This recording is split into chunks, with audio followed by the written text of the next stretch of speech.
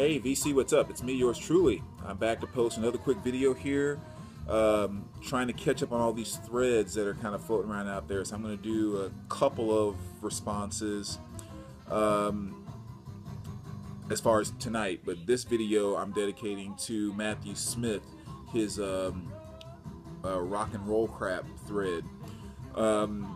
He's put up a few threads over the past, I don't know, week or two. I've done response to the other two, and they've all had kind of some very tough questions, and this one's kind of the same way. But, you know, good thought-provoking stuff. I'm just going to kind of jump in, share my answers, and as always, see what you guys think. So, and I haven't watched this video since the day he posted it, or the day after I saw it, and I haven't gone back to it. But basically, the gist of it was, you know, calling it this rock and roll crap was just kind of like, well, the way I took it, let's put it that way, or where my perspective is coming from on how I came to my answers.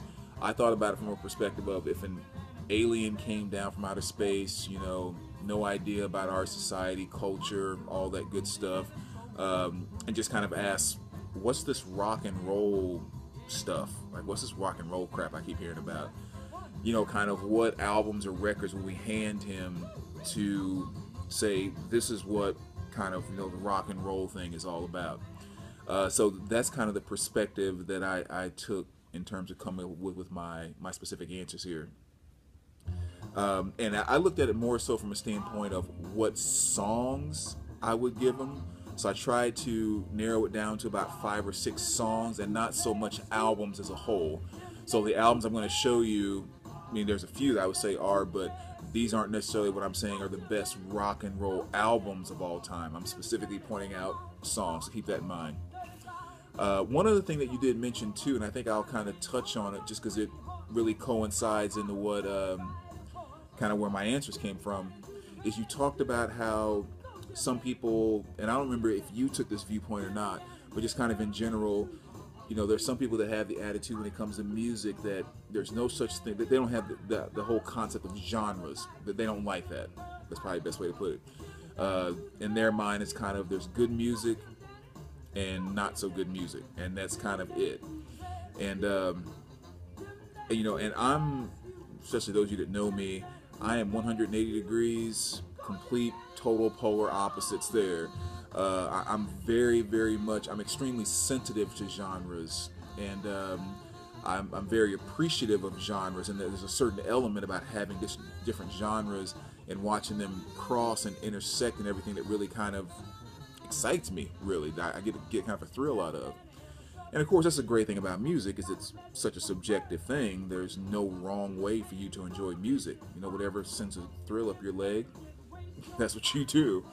But so yeah, I'm a firm believer in genres. I mean, if you look at it from like a, you know, 30,000 feet point of view, if you will, you know, yeah, there's good music and bad music. But the more you really start getting down to, I'm actually listening to music and all that kind of stuff, you know, genres are just something that's very clear and distinct to me. And I was talking to a friend one time about that. We were just kind of, you know, not debating it, but just, you know, throwing around ideas about it. And I said, you know, for me to say there's no such thing as genres would be the same thing as me saying, like, love is love. Like, you know, there's just love and hate. There's nothing else. You either have love or you have hate. But, you know, even inside of that love, you know, if I sit back in the context of thinking about, well, if I'm married, I would expect to have a different kind of love than if I was dating someone. I would expect to have a different kind of love of my car, or a different love with my family, or a different love with this experience I had. Like, all these different areas that we throw around or have these feelings of love, they're very different from situation to situation, relationship to relationship. So to me, that's kind of the same thing with the way genres are different.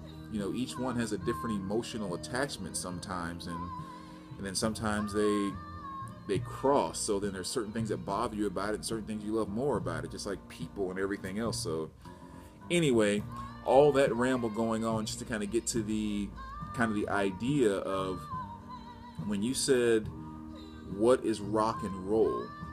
To a certain degree, rock and roll is a very specific genre to me. I don't just label everything that's not gospel or jazz or blues basically as rock and roll.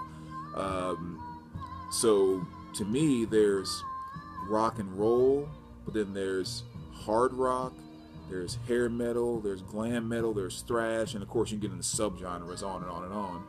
But really, if someone came and just asked me what is rock and roll, you've just clarified a specific genre for me. And these picks kind of signify what that genre is. Because plain and simple, in the last 25 to 30 years, there are very few, and I mean very, very few bands that I would ever say I would actually label rock and roll. A lot of hard rock stuff in the last 25, 30 years. Tons of that. And metal and everything else has kind of come along, grunge. But very, very few rock and roll bands in the last 25 to 30 years, in my opinion. So let me kind of go through. There are like 4 little honorable mentions, if you will. But then the main 5, I'll show you. These are the 5 that I would hand to say this is just pure, right in your face rock and roll. So those honorable mentions I wanted to throw in. One, which would be one of the few bands from the 90s, 2000s, would be the Black Crowes. And this is the Show Enough box set. And I just pulled this out because there's a number of different songs I could pick from the Black Crowes. But this is one of the few bands that I've always just kind of felt, they just stuck with that pure formula of Southern rock, gospel, blues, just kind of, right in your face type rock and roll. I always talk about how when I bought a greatest hits CD a long time ago, there was a sticker on the front of it that said the most rock and roll band of our time. And I mean, that statement just holds so true. So, when you're looking at stuff like, I don't know, Sting Me, Remedy, Thorn in My Pride, going over to Shake Your Moneymaker, Twice as Hard, Jealous Again, Hard to Handle, She Talks to Angels. I mean, just the rock and roll spirit is just held so strong within this band. And of course the rest of their catalog too is just great stuff. But if I had to pick one song for them, I would probably say Twice as Hard would be the one I would pick there. And again, this is more of an honorable mention because even though this really carries that rock and roll spirit in my mind and the history of rock and roll coming from the blues and all of that good stuff, this is still more hard rock, bluesy hard rock, but still more of a hard rock side. I wouldn't completely classify it into rock and roll. But that rock and roll spirit, I mean, yes, Black Crowes are just, man, that's just such a great band. As big as they were, I still don't think they ever got enough credit for what they kept alive in music back then. Another honorable mention, I want to throw in the song All Right Now by Free. Another very, very good one there. Again, I put that in the category of classic rock, which again is different to me than hard rock and rock and roll. But even so, it's still that just the rawness of just kind of the, again, straightforward in your face type of the essence of rock and roll. I think it's really captured in that song on the heavier side, and definitely what I want to kind of mention there. The Guess Who, American Woman, that's another song again on the heavier side of classic rock, but I actually need a good copy of that album, but that's one that I would also throw in as an honorable mention. And the last two before I show you my actual 5 picks: Freedom by Neil Young, mainly the song Rockin' in the Free World. Again, a lot of great elements that kind of hold that rock and roll spirit in my mind. And here's one you probably wouldn't expect: Great White, the song Rock Me. Totally got lumped in with all the hair metal stuff because they were a part of that, and all that good stuff. But again, if you had never heard that song before and you sit down and really start to dissect it, that song with that slow, smooth blues intro, the light vocals going into the up tempo and then slowing it back down and going hard, then back to a softer tempo, and just all these elements that are put in there. That is a solid rock song. Very, very solid. And again, I think it gets overlooked so much because it's so lumped into the hair metal scene, which again I love, but sometimes things don't get taken as seriously in general when it's lumped into that scene. But yeah, Rock Me, very, very solid, hard, again on the hard rock song, not quite rock and roll. Now let's go ahead and dive into my 5, get these knocked out really quick. These are the songs where I feel you cannot add or take away anything from these. They are pure rock and roll right where they are. There's nothing else you can do about it. And these are the 5 I would have to hand over. It also gives you a good idea about what my definition of rock and roll is. So the first one here, actually, I'll play it because this one CD is in here.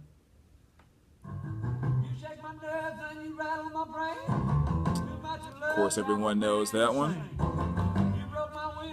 I do not have this album because, quite frankly, I'm not a huge fan of this song. Not a huge fan of Jerry Lee Lewis.